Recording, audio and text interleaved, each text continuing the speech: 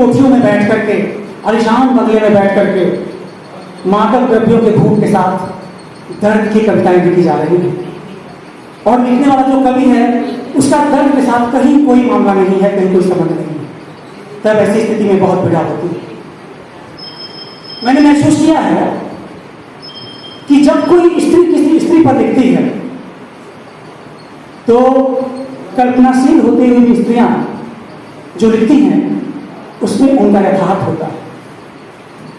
लेकिन चूंकि ये बात कहनी जरूरी है कि पुरुष लेखक भी संवेदनशील होता है, लेकिन कल्पनाशीलता से भरा होता है। लेकिन अब जरूरत आ पड़ी है कि हम अपनी कविताओं में संवेदनशीलता भरें। अब हम अपनी रचनाओं में खूब संवेदनशील नजर आए, लेकिन व्यवहारिक जीवन में अगर संवेदनहीनता है तो हम उसे कहीं से कभी नहीं मानते और इस कविता को कहीं से हम मौलिक नहीं मानते। दूसरी बात मैं ये कहना चाहूंगा कि शुरू से ऐसी परंपरा रही है कि नारी विमर्श और दलित विमर्श के दो विषयों पर ही कविताएं लिखी जा रही हैं। शुरू में जो कविताएं लिखी गई वो तो वाकई उनकी संवेदनशीलता से जुड़ी थी। चूंकि हम बड़े बड़े कवियों को ले लें, प्रेमचंद को ले लें, मुक्तिबोध को ले लें, निराला को ले लें, इनका जन्म ही विसंगतियों के बीच हुआ और इन्होंने जो लिखा वो बिल्कुल सार्थक था, क्योंकि उन्होंने जिया वही लिखा। लेकिन आजकल मंचों पर सिर्फ चुटकुले रह गए। बस नारी विमर्श और मुक्ति विमर्श के नाम पर बड़ी बड़ी कोठरियों से लोग निकल कर बाहर काम से आते हैं और चलते हैं मंचों पर बैठ करके और दलित की या ऐसे लोगों को जो हाशिए पर खड़े होकर चर्चा करते हैं। तब हम जैसे कवियों की बड़ी जिम्मेदारी हो जाती है कि हम कुछ लिखें। ये जो पुस्तक है उतरा हुआ चेहरा, ये हमारे 3 साल की कमाई है, ये मेरी पूंजी है जो मैंने बचाया है। मैं पेशे से होम्योपैथिक डॉक्टर हूँ, तो एक कवि होने के साथ एक डॉक्टर होना, बहुत लोग कहते हैं कि ये सामंजस्य स्थापित कैसे कर लेते हैं कि भाई एक साइंस का विद्यार्थी एक साहित्य का विद्यार्थी कैसे हो सकता है। तो मैं मानता हूँ कि अगर कोई डॉक्टर संवेदनशील नहीं है तो अपने मरीज का इलाज नहीं कर सकता, क्योंकि दवा देने से मरीज ठीक नहीं होता। मैं मानता हूँ कि अगर डॉक्टर की भाषा मृदु हो तो दवा तो बाद में काम करेगी, वो अपनी भाषा से, अपने शब्दों से उस बीमार को ठीक करना शुरू कर देगा और उस रोगी को यह विश्वास हो जाएगा कि फिलहाल डॉक्टर के पास मैं गया था, उन्होंने कहा था कि 1 हफ्ते में तुम ठीक हो जाओगे। यह मेरा कहना उसका जो विश्वास है वो पक्का करता है और निश्चित रूप से वो ठीक हो जाएगा। हम कवि हैं तो सबसे पहले तो बहुत सारे लोग ऐसा कहते हैं कि फिलहाल कवि की कविता, फिलहाल कवि का विमोचन, पुस्तक का विमोचन। तो मैं कहना चाहूंगा कि तुलसीदास जी जैसे महान रचनाकार रामचरितमानस जैसे दिव्य ग्रंथ की रचना करने के बाद भी कहते हैं कि कवि के विवेक एक नहीं होते। तो मेरे जैसे एक अदने से आदमी का जिसका कोई मैं क्या बोलूं कि जो साहित्य की एबीसीडी नहीं जानता, अब ऐसे मैं अपने आप को कवि कहूं तो कहीं से उचित नहीं लगता, क्योंकि कविता का विवेक मेरे अंदर लेश पात्र भी नहीं है। लेकिन चूंकि कविता का संबंध मनुष्य की संवेदना से है, उसकी भावना से है, तो आपके भीतर भी है और मेरे भीतर भी है।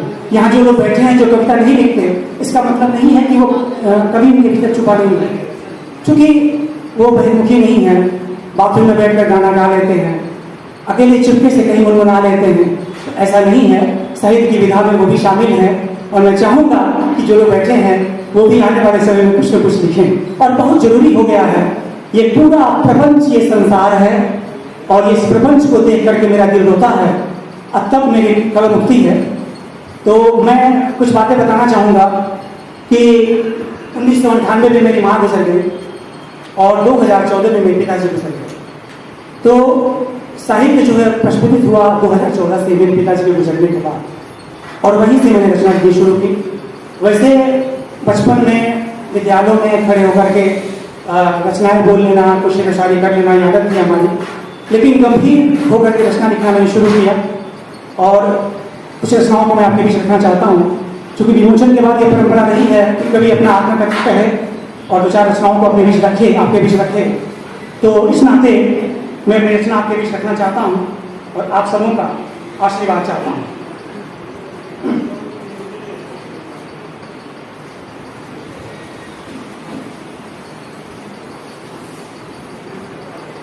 सबसे पहले मां के ऊपर एक रचना है। यूं ही नहीं मिल गई है तुम्हें गठी हुई मांसपेशियां, यूं ही नहीं मिल गई है तुम्हें गठी हुई मांसपेशियां, फौलाद सी मजबूत हड्डियां, चौड़ी छाती और दमकता हुआ सीना। 9 महीने की कठोर तपस्या के बाद एक योद्धा की बाती तुम्हें हर खतरे से बचाकर उसने सींचा है अपने खून से, अपनी सारी खुशियों की तिलांजलि देकर सिर्फ एक तुम्हारी खुशी के लिए जीती है वह, जिससे तुम अक्सर कह देते हो कि तुमने मेरे लिए किया ही क्या है, तुमने मेरे लिए किया ही।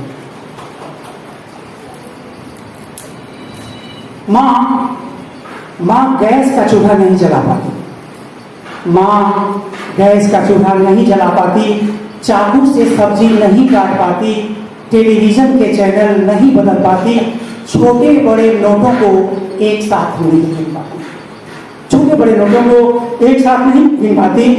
भोजपुरी के अलावे उसे कोई भाषा नहीं आती। यदि माँ को कुछ आता है तो सिर्फ गढ़ना, माँ को कुछ आता है तो सिर्फ गढ़ना।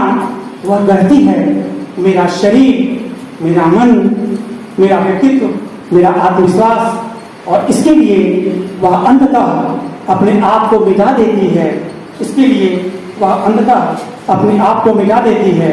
आज जो कुछ भी हम हैं माँ की अनुकृति है, आज जो कुछ भी है माँ की अनुकृति है।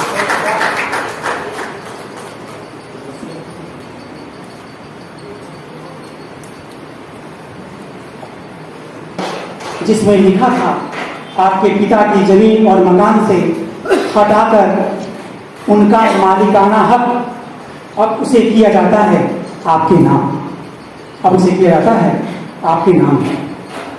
पत्र पढ़ने के बाद मैंने नम आंखों से घर की तरफ देखा। पत्र पढ़ने के बाद नम आंखों से मैंने घर की तरफ देखा। सोचने लगा पुरखों की यह विरासत जिसके निर्माण में नहीं रहा कभी मेरा कोई योगदान, आज सब कुछ है मेरा।